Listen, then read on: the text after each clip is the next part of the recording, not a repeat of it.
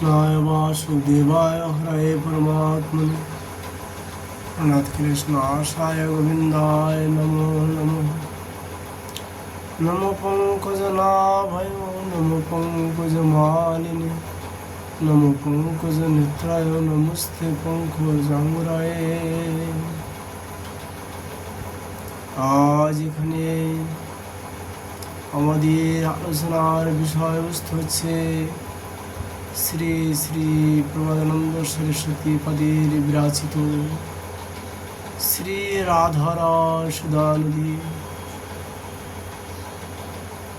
শ্রী প্রভাদানন্দ সরস্বতী পদ এই গ্রন্থে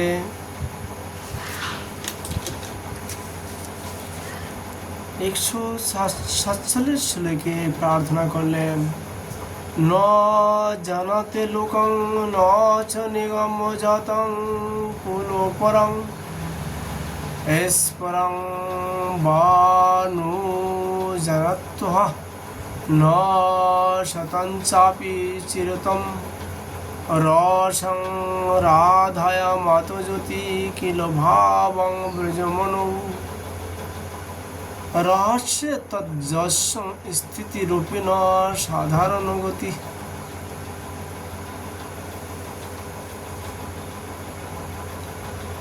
যাহারা শ্রী বৃন্দা বিপিনী ব্রজমণি শ্রী রাধার ভাব ও রসের সম্মুখ রূপে ভজন করেন, তারা লোক রীতিকে জানেন না, নিগম তত্ত্ব জানেন না এবং জন্মগ্রহণ করিয়া কুল পরম্পরাও কোনো অবগত নহেন। এমনকি সাধুগণের চরিত্র তাদের অবদিত থাকে না।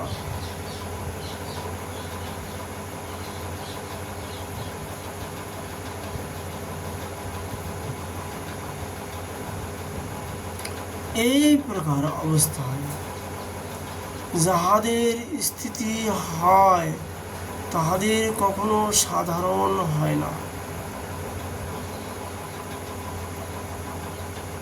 শ্রীপাদ তার এই গ্রন্থে 148 শ্লোকে তিনি প্রার্থনা করলেন,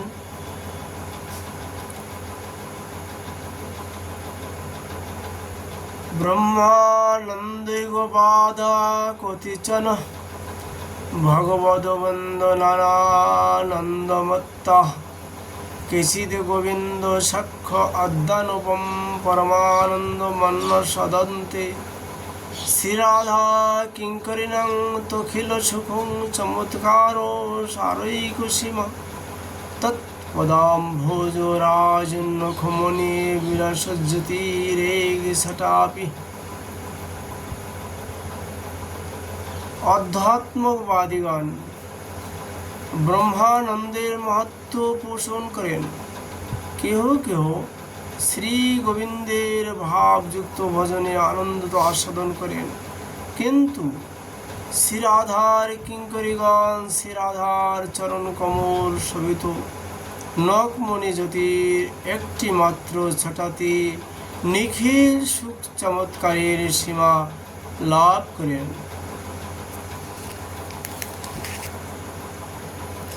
শ্রীপাদ তার রাধারস সুধানদী গ্রন্থে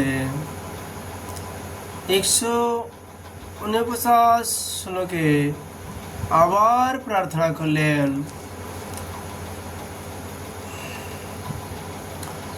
ন দেবর ব্রহ্মদ্বৈর ন খলু হরিভক্তৈর্ন সুহৃদা দিবি যাদৈ রাধা মধুপতি রহস্যং সুবিদিতম আয়োর দাসী ভূত্তা তদুপসিত কেলির সময়ে দুরন্তা প্রতাশা হরি হরি দৃশ্য গোচরয়িতুম।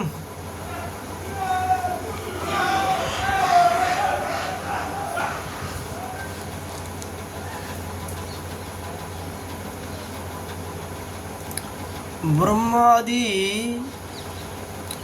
দেবগণ যে রাধা মাধবের রহস্য অবগত নহেন,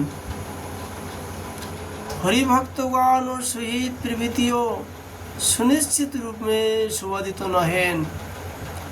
হরি হরি সেই শ্রী রাধা মাধবের দাসী হইয়া তদনুরূপ বিলাস সময় নিরীক্ষণ করিয়ার জন্য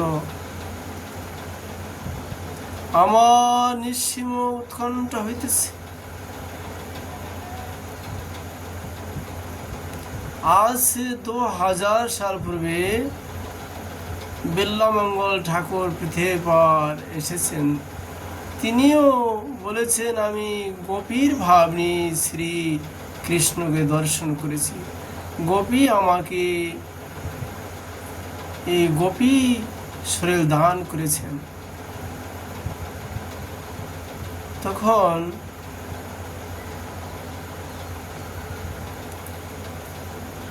মহাপ্রভু কিন্তু আসেন না।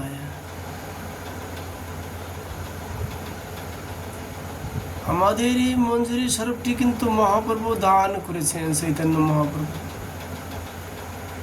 তাই সখী ভাব থেকেও মঞ্জুরি ভাব শ্রেষ্ঠ। কি সখী ভাবের ভিতরে কখনো কখনো নায়কত্ব ভাব দেখা যায়, কিন্তু দাসী ভাবে অর্থাৎ মঞ্জুরি ভাবে কখনো সেটা হয় না, কেবল সেবাই সেবা হয়ে থাকে। মঞ্জুরি স্বরূপ হচ্ছে দাসী স্বরূপ। তাই আমাদের এই মঞ্জুরি স্বরূপটি শ্রীকৃষ্ণ চৈতন্য মহাপ্রভু আমাদেরকে দান করেছেন। তাই যারা রাধা কৃষ্ণের উপাসনা করবেন তারা অবশ্যই সদ্গুরুদেবের কাছ থেকে মঞ্জুরি স্বরূপটি অবগত হবেন। তাহলেই ভজন করলে অনুভব হবে।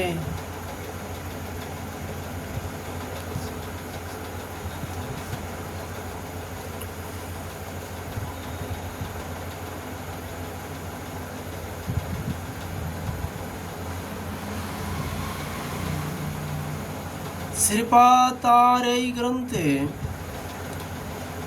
150 শ্লোকে প্রার্থনা করলেন, তৈ শ্যাম নিত্য প্রণয়িনী বিদগ্ধে রসনিধৌ প্রিয়ে ভূয় ভূয় সদ্রে মতিরাগো ভবতু মে ইতি পৃষ্ঠনোক্তা রমণ মম চিত্তে তব বচো বদন্তি স্মরা মম মনসে রাধা বিলসতু।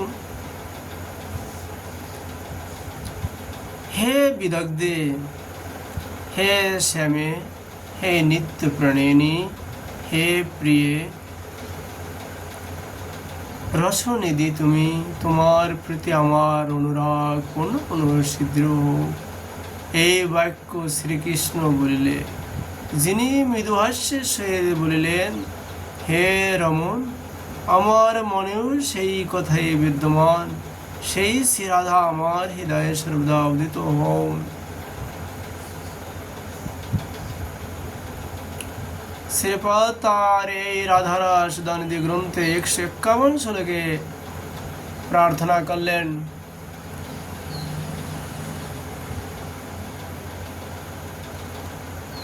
সদানন্দাদ বৃন্দাবন নবলতা মন্দির বরে দমন্দে কন্দর্পণ মাধুরতি কলা কৌতুক রসম কিশোরং